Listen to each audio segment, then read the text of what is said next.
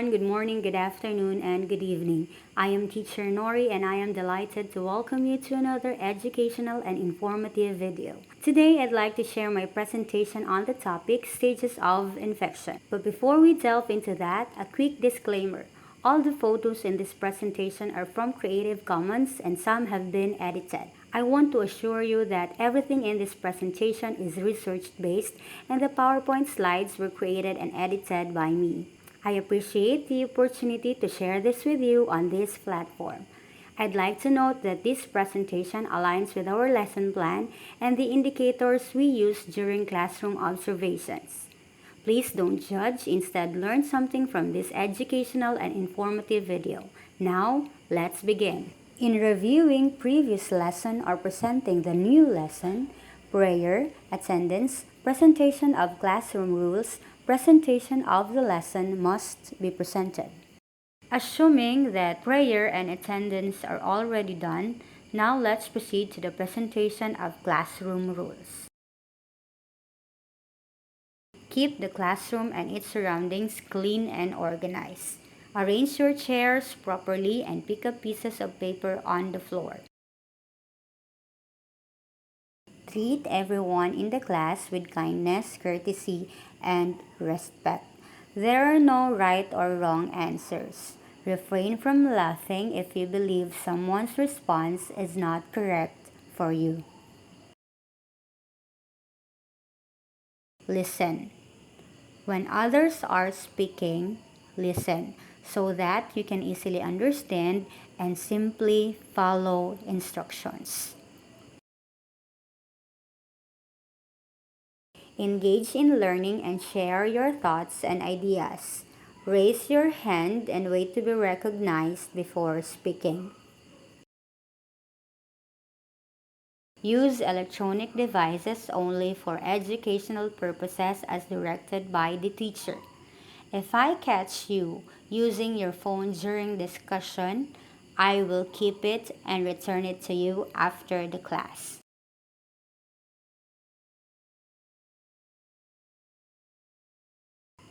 Before I present the lesson to you, let us first identify the most essential learning competency for today's topic. Everybody please read. Discusses the stages of infection H8DD-3A-15. These are the objectives for today's lesson. Identify the stages of infection. Value the importance of recognizing the stages of infection. I want you to describe the pictures.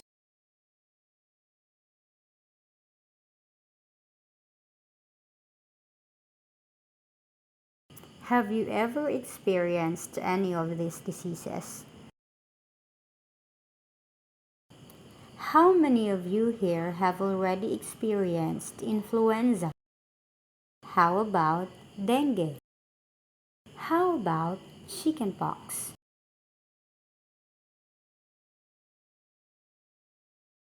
Can you still remember the symptoms that you experienced at that time? What are those? If you have experienced influenza, what was it like to have chills, headache, muscle pain, and a runny nose? Were you brought to the hospital or you just stayed in bed at home?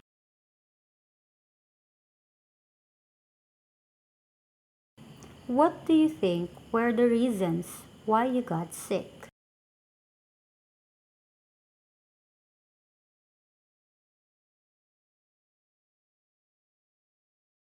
The reason why you got sick is due to an infection. What is infection? A condition in which pathogens enters the human body. What does pathogens mean? These are the agents that can cause a person to get sick. Common term for pathogens is germs. Pathogens are the disease-causing organisms. So what are the disease-causing organisms? Bacteria, virus, fungus, and parasites. Pathogens have their own ways in entering our body.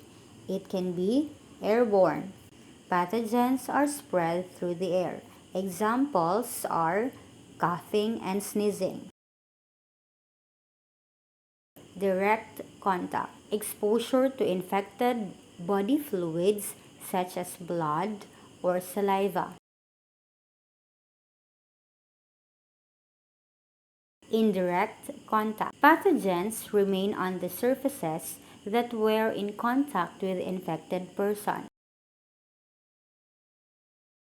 Vector or reservoir. Pathogens are spread by an animal or insect. Examples, mosquito bite and dog bite. Another ways of transmission is from contaminated food and water. People can get sick when they eat or drink them.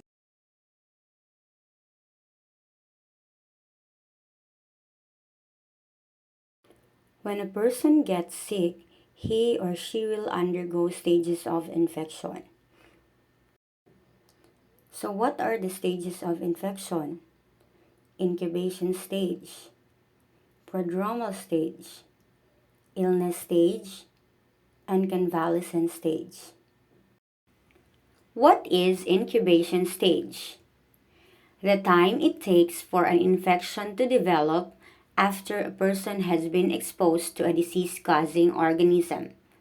During the incubation stage, you won't experience any symptoms or feel sick. In this period, pathogens keep multiplying inside your body, and the rate of multiplication varies over time. This means we don't know when it will stop multiplying. It could be a matter of days, a week, a month, or in some cases, even a year. How many days or weeks will the pathogen stay in our body? It depends on the disease we have. For influenza, it will take 1 to 3 days.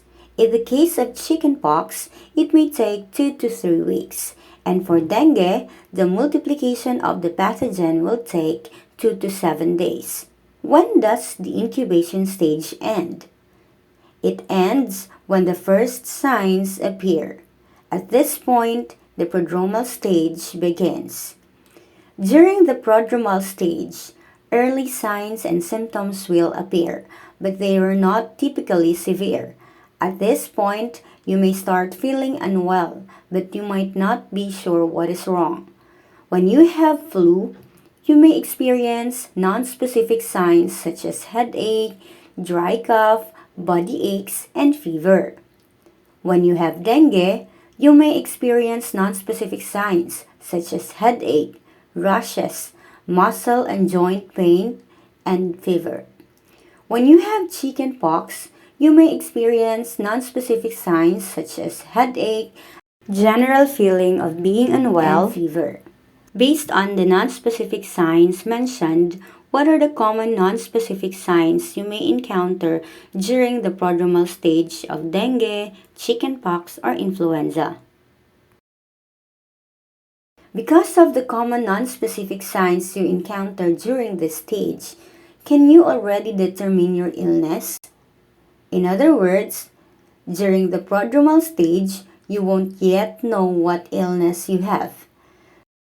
How can this be treated?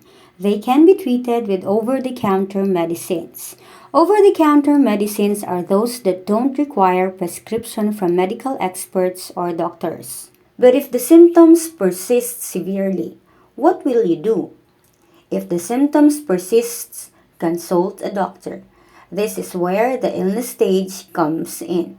What is illness stage? This is the stage where the disease is at its peak and specific signs and symptoms appear.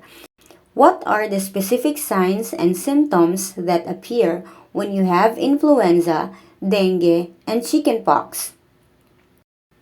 These are the specific signs and symptoms appear when you have flu.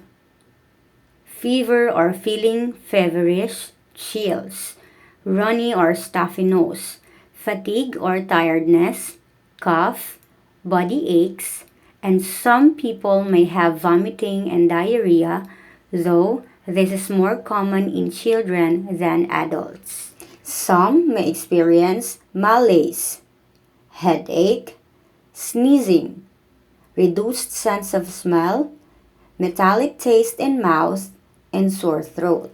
When you have dengue, these are the specific signs and symptoms that appear: belly pain, feeling tired, restless, irritable, vomiting at least 3 times in 24 hours, bleeding from the nose or gums, vomiting blood or blood in the stool. And when you have chickenpox, these are the specific signs and symptoms that appear: rash that turns into itchy, fluid filled blisters that eventually turn into scabies. Rash may first show up in the chest, back, and face, and then spread over the entire body, including inside the mouth, eyelids, or genital area. That is why consultation with a medical expert is necessary during this stage. Indeed, it is a must to prevent complications. If you have the flu, the doctor may recommend laboratory tests, and one of these is the reverse transcription polymerase chain reaction, RT-PCR. And if you have dengue, the doctor may recommend laboratory tests, and one of these is a complete blood count, or the CBC. If you have chickenpox, the doctor may recommend laboratory tests, and one of these is varicella zoster virus, VZV, IgM, and IgG antibody. After the test is done, the doctor will use their discretion to recommend whether the person should be hospitalized or prescribed home medication based on the laboratory tests. What if the doctor says you need to be hospitalized? What do you think the result of your test is? Perhaps there is something in your test result that requires an immediate response, and only a hospital can provide the necessary intervention. And if that happens, you need to wait for further instructions. What if the doctor says you need home medication? What do you think the result of your test is? Perhaps the test results indicate a less severe condition and you may only need medication for your recovery. If you allow the doctor's advice and take all the prescribed medication, there is a possibility of recovery, and that's the time convalescence stage will happen. What is convalescence stage? The period when the body is recovering from the illness and gradually returning to its normal stage. But take note, recovery may take several days to a month. Recovery depends on the severity of the infection of the sick person's general state of health. To support the body's recovery, ensure you eat healthy foods, get 8 hours of rest each day, and drink plenty of water. If you do that, expect healing to follow. With that, you will be able to work properly, play with your friends, and have a big smile on your face. Is influenza, dengue fever, or chickenpox deadly? Yes, the diseases are deadly if we will not prevent the spread of the virus in our body. Flu, severe dengue, chickenpox can cause individuals' life to death. That is according to Center for Disease and Prevention, CDC. Data from the DOH Epidemiology Bureau showed 475 fatalities due to flu-like illnesses. In 2021, health officials recorded 981 deaths.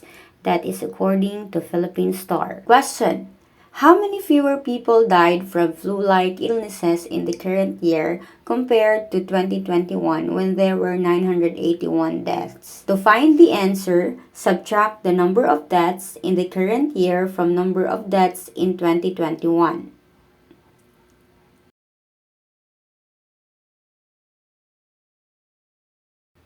Another data from DOH Epidemiology Bureau show that dengue-related deaths increased in 2022 with 722. During the same period in 2021, 282 were recorded. Philippines health authorities are reporting an increase in the mosquito-borne viruses, dengue and chikungunya, early in 2023. From January 1 through February 18, 2023, officials report 17,136 total dengue fever cases, a 102% increase compared to the 8,491 cases reported during the same period in 2022.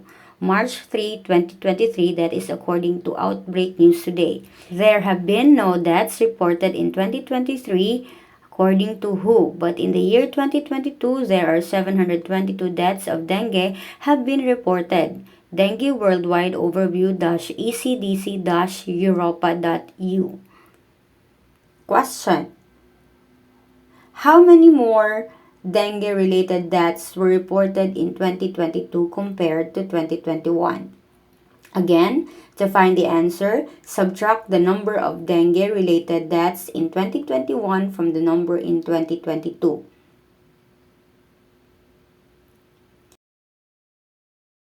In the Philippines, varicella or chickenpox has been one of the 10 leading causes of morbidity since 1989.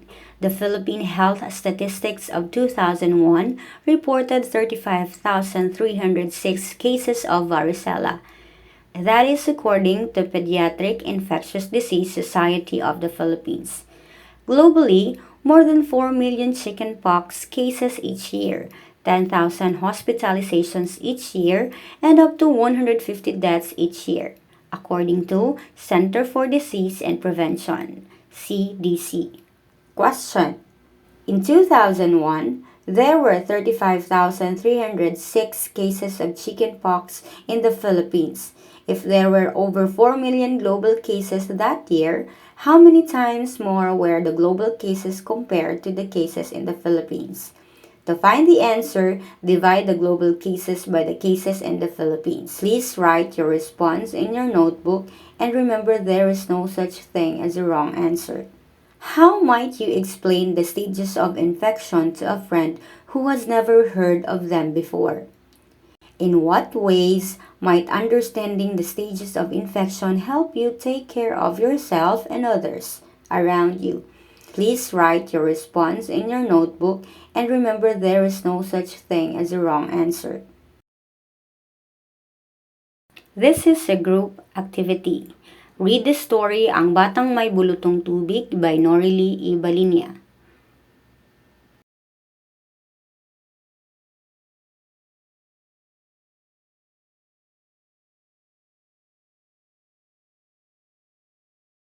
This is an individual activity. Recognize me. Based on the story, identify the statement if it is in the incubation, prodromal, illness, or convalescent stage. For our generalization, why is it important to learn and understand the stages of infection? By knowing the different stages of infection, we can better understand how diseases progress and spread, and develop effective strategies for preventing and treating them. Additionally, understanding the stages of infection can help us identify potential outbreaks and take appropriate measures to control their spread. Down to our evaluation. On your notebook, write the correct answer. Again, please follow the directions and do not hesitate to provide an answer.